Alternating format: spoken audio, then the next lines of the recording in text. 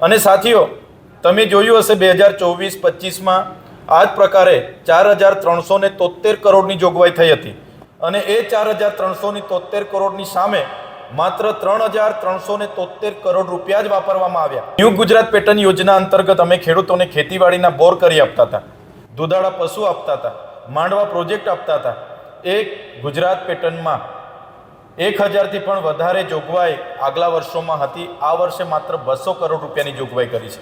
2020-22 માં નિયમો બન્યા છતાં પણ એ ખોટા લોકોને આજ દિન સુધી નોકરી હોય કે રાજકીય ક્ષેત્રે હોય કે શિક્ષણ ક્ષેત્રે હોય એમને બહાર કાઢવામાં આવ્યા નથી। કે જે વન અધિકાર અધિનિયમ 2006 જે કાયદો બન્યો કે ભાઈ જંગલ જમીનમાં રહેતા આદિવાસીઓ જે જંગલ જમીન ખેડે છે એમને એમના દાવાઓ આપવાના, એ જમીન એમને આપવાની, ત્યારે સરકારે શું કર્યું? એ કાયદા અંતર્ગત ઓફિસોમાં બેસીને ડિવિઝન હોય, પ્રાયોજના વહીવટદાર હોય, ગીર ફાઉન્ડેશન હોય કે કલેક્ટર કચેરી હોય, ઓફિસોમાં બેસીને કોઈને 10 ગુંઠા કોઈને 20 ગુંઠા આપી દીધી છે। એમની વસાહતો છે, એક બાજુ ઉકાઈ ડેમના વિસ્થાપિતો ત્યાં વસે છે, નર્મદા જિલ્લામાં એક બાજુ કરજણના વિસ્થાપિતો વસે છે, એમને પણ એમનું બાકી વળતર આપવામાં આવે અને એમને નર્મદા ડેમનું જ પાણી ત્યાં આપવામાં આવે, એની પણ મેં માંગ કરી છે।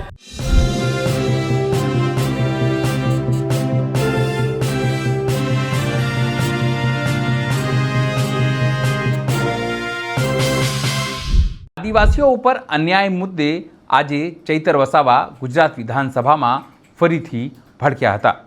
તેમનો સીધો આરોપ હતો કે સરકાર આદિવાસીઓને પૂછ્યા વગર તેમનું જલ, જમીન અને જંગલ ઉપર કબજો કરી રહી છે। સરકાર જે બજેટ ફાળવે છે, જાહેરાત કરે છે, તે પણ પૂરી વાપરતી નથી અને સીએમ અને પીએમના કાર્યક્રમમાં વાપરે છે। સાથે જે રીતે અન્યાય થઈ રહ્યો છે તેને લઈને આદિવાસીઓમાં રોષ છે। નમસ્કાર, હું છું ચિંતામણી પુત્ર અનિલ પટેલ।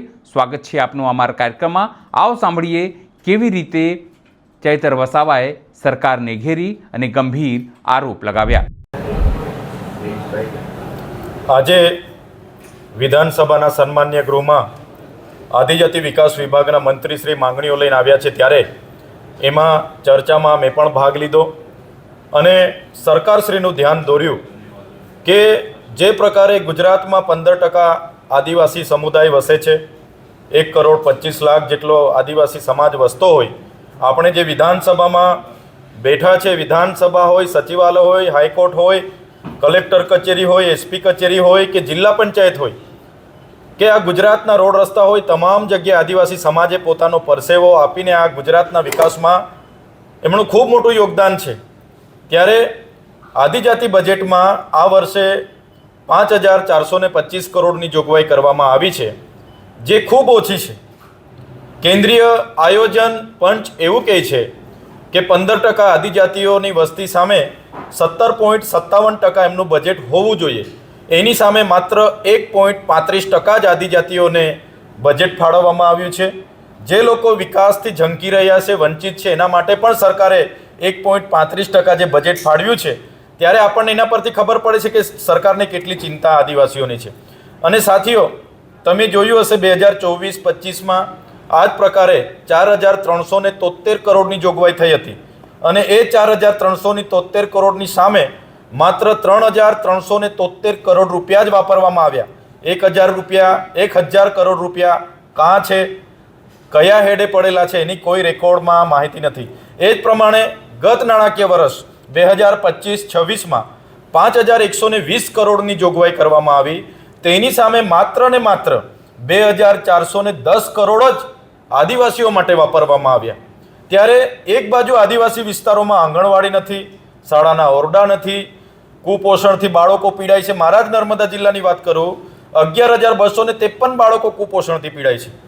દાહોદ જિલ્લામાં 19,596 બાળકો કુપોષણથી પીડાય છે, સિકલ સેલ એનિમિયાથી પીડાય છે। અને સરકાર એ આદિવાસીઓનું બજેટ બીજી જગ્યાએ વાપરે છે, તો એ બજેટ ટ્રાઇબલ સપ્લાનના માધ્યમથી ડાયરેક્ટ આદિવાસીઓ માટે વપરાય, એની અમે રજૂઆત કરી છે। એ જ પ્રમાણે જે ન્યૂ ગુજરાત પેટર્ન યોજના અંતર્ગત અમે ખેડૂતોને ખેતીવાડીના બોર કરી આપતા હતા, દૂધાળા પશુ આપતા હતા, માંડવા પ્રોજેક્ટ આપતા હતા, એ ગુજરાત પેટર્નમાં 1000થી પણ વધારે જોગવાઈ આગલા વર્ષોમાં હતી. આ વર્ષે માત્ર 200 કરોડ રૂપિયાની જોગવાઈ કરી છે.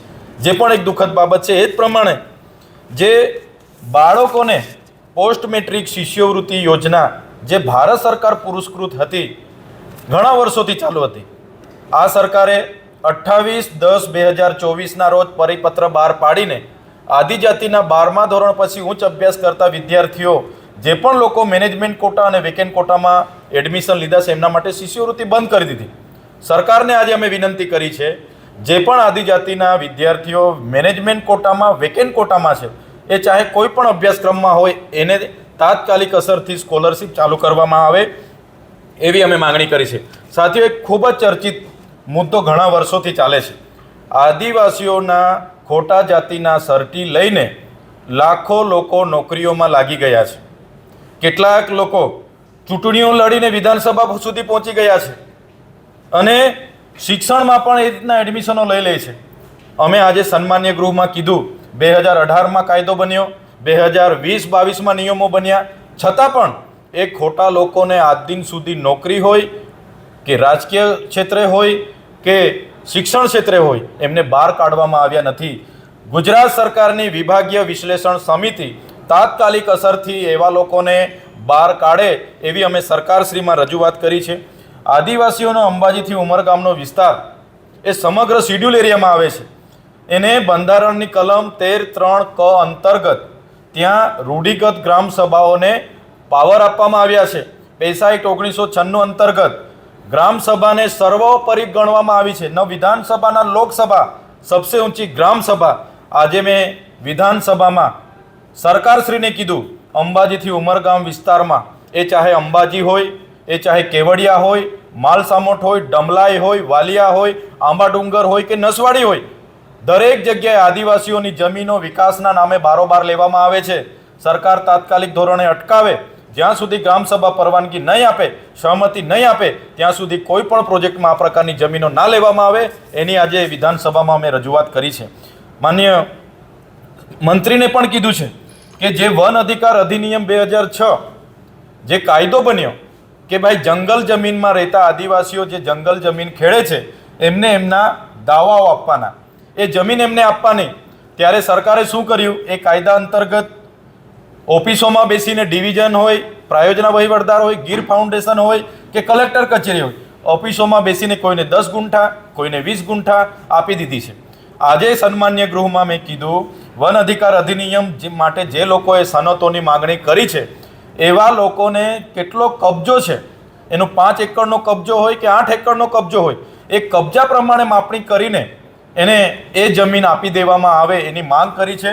અને સાથે સાથે જે ગુજરાતમાં આદિજાતિઓ માટેની વન અધિકાર અધિનિયમના પેન્ડિંગ દાવાઓ છે, સત્વરે સરકાર એ આદિવાસીઓને એમના અધિકારો આપે એની પણ મેં માંગ કરી છે. સાથે સાથે ખૂબ જ મહત્ત્વની બાબત, નર્મદા ડેમનું પાણી સુજલામ સુફલામ સોની યોજના મારફતે સૌરાષ્ટ્રથી લઈને ઉત્તર ગુજરાતથી લઈને કચ્છ સુધી પહોંચાડવામાં આવ્યું છે. જે ડેમ બન્યો એના વિસ્થાપિતો નર્મદા જિલ્લામાં જ વસે છે, એમની વસાહતો છે. એક બાજુ ઉકાઈ ડેમના વિસ્થાપિતો ત્યાં વસે છે નર્મદા જિલ્લામાં, એક બાજુ કરજણના વિસ્થાપિતો વસે છે. એમને પણ એમનું બાકી વળતર આપવામાં આવે અને એમને નર્મદા ડેમનું જ પાણી ત્યાં આપવામાં આવે એની પણ મેં માંગ કરી છે. માન્ય મંત્રીશ્રીએ અગાઉ અમને કીધું હતું કે ડેડિયાપાડામાં અમે ગંગાપુર ડેમ બનાવવા માટેની માંગણી ત્યાંથી આવી છે, બનાવવા ઈચ્છીએ છીએ. ડેડિયાપાડા તો એક બાજુ નર્મદા, ઉકાઈ ને કરજણ ત્રણેય ડેમને અડીને આવ્યું છે, તો એ ડેમનું જ પાણી ડેડિયાપાડાને આપવામાં આવે, નહીં કે નવો ડેમ બનાવીને આદિવાસીઓને ડૂબાડીને એમની જમીન લઈને એમને વિસ્થાપિત કરીને સ્થળાંતર કરીને ફરી એ જ પ્રકારે અન્યાય કરવામાં આવે. એટલે જ્યારે પણ સિંચાઈની સુવિધાની માંગણી છે તો નર્મદા ઉકાઈમાંથી જ આપવામાં આવે એની પણ મેં આજે માંગણી કરી છે.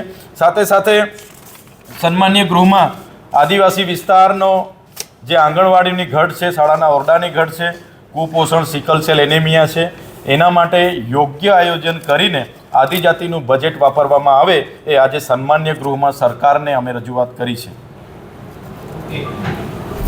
આદિવાસીઓ મુદ્દે ચૈતર વસાવાનું આ આરોપને મુદ્દે આપ શું વિચારો છો? જરૂરથી અમારા કોમેન્ટ બોક્સમાં કોમેન્ટ કરજો. એ સિવાય અમારી યુટ્યુબ ચેનલને આપ લાઈક કરો, સબસ્ક્રાઇબ કરો, બેલ આઇકન દબાવો. સાથે અમારી વેબસાઇટ છે www.gujaratplus.in, ત્યાં પણ જઈને તમે વધુ અપડેટ થઈ શકો છો. અત્યારે માટે બસ આટલું જ.